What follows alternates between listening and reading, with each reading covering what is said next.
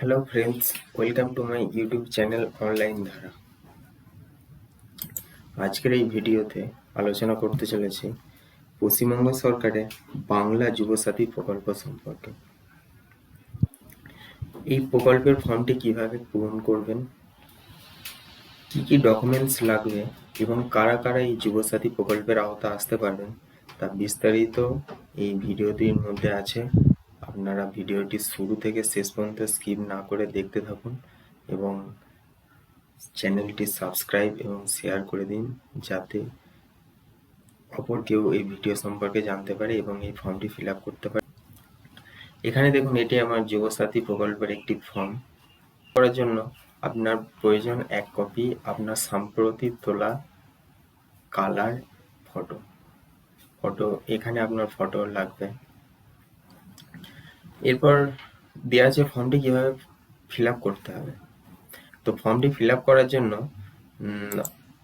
এখানে দেখুন লেখা রয়েছে যে ইংরেজি বড় হাতের অক্ষরে পূরণ করতে হবে।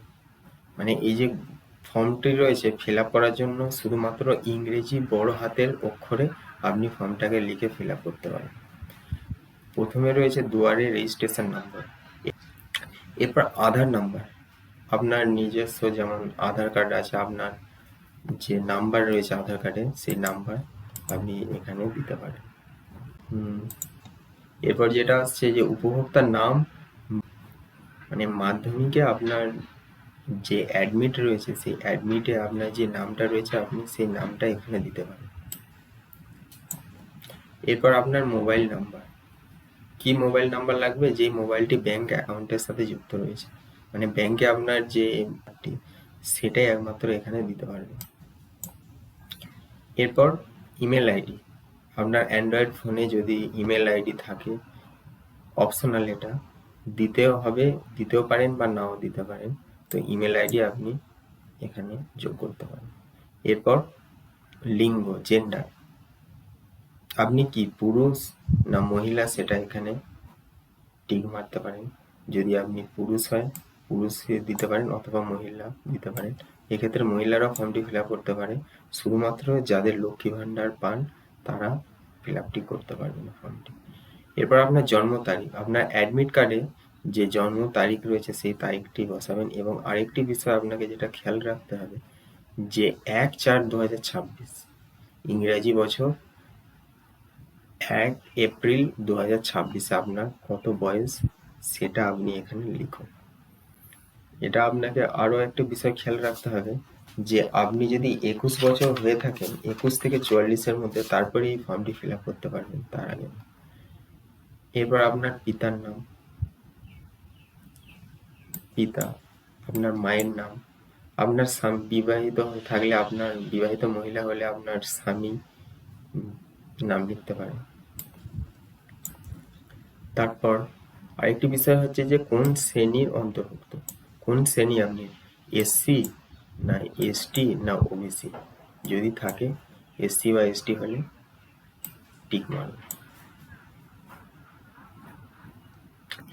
তারপর সার্টিফিকেট নাম্বার, আপনি যদি এসসি হয়ে থাকেন তার সার্টিফিকেট নাম্বার, বা ওবিসি হলে ওবিসি নাম্বার, এসটি হলে এসটি নাম্বার। এরপর বৈবাহিক সম্পর্ক, এখানে আপনি কি বিবাহিত না অবিবাহিত সেটা আপনি লিখুন। যদি বিবাহিত হয়ে থাকেন বিবাহিত টিক মারুন। এরপর আপনার ঠিকানা, প্রথমে কি আসছে যে আপনার বাড়ির নাম্বার, থাকলে অবশ্যই নাম্বার দেবেন বাড়ি। এরপর গ্রামের নাম, আপনি কোন গ্রামে বসবাস করেন সেটা এখানে লিখবেন। মনে রাখবেন সব কিন্তু বড় হাতের, ইংরেজি বড় হাতের অক্ষরে সব লিখতে হবে। আপনি যে পোস্ট অফিস থেকে অন্তর্ভুক্ত সেই পোস্ট অফিসের নাম লিখুন, গ্রাম পঞ্চায়েতের নাম, ব্লক, আপনি কোন ব্লকের মধ্যে রয়েছেন সেই ব্লকের নাম, থানা, আপনার থানা কোথায়, জেলা দেবেন, এবং পিনকোড, এবং সর্বশেষে ওয়েস্ট বেঙ্গল সেটা এখানেই রয়েছে। বাইরে কেউ হয়ে থাকেন তো এই ফর্মটি ফিল আপ করতে পারবেন না, আপনাকে অবশ্যই পশ্চিমবঙ্গের বাসিন্দা হতে হবে।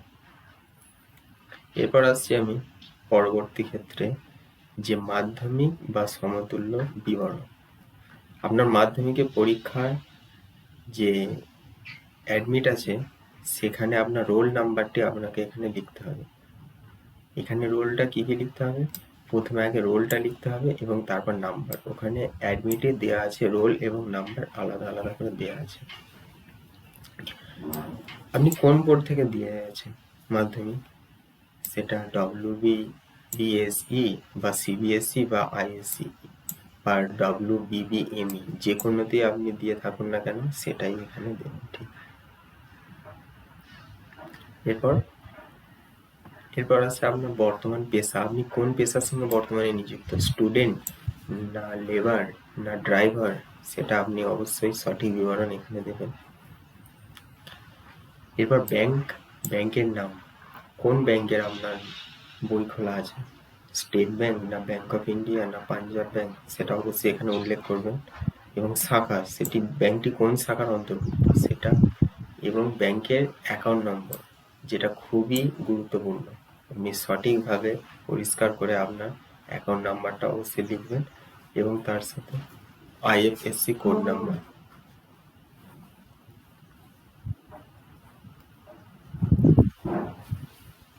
এরপর আছে, আপনি যদি রাজ্য সরকার প্রদত্ত শিক্ষা বা বৃত্তি ছাড়া যদি কোনো সুযোগ সুবিধা পান, যদি পেয়ে থাকেন অবশ্যই উল্লেখ করবেন, আর যদি না হয় তাহলে নাই ক্লিক করুন।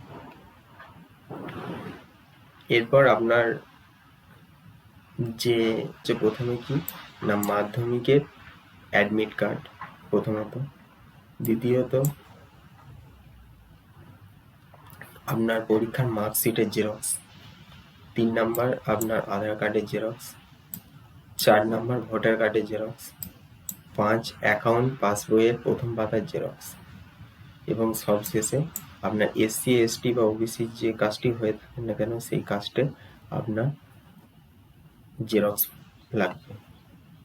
এবং একটা জিনিস খেয়াল রাখতে হবে, প্রতিটা জেরক্সের কিন্তু নিচে আপনাকে নিজস্ব সই করতে হবে, সেলফ অ্যাটেস্টেড যেটা।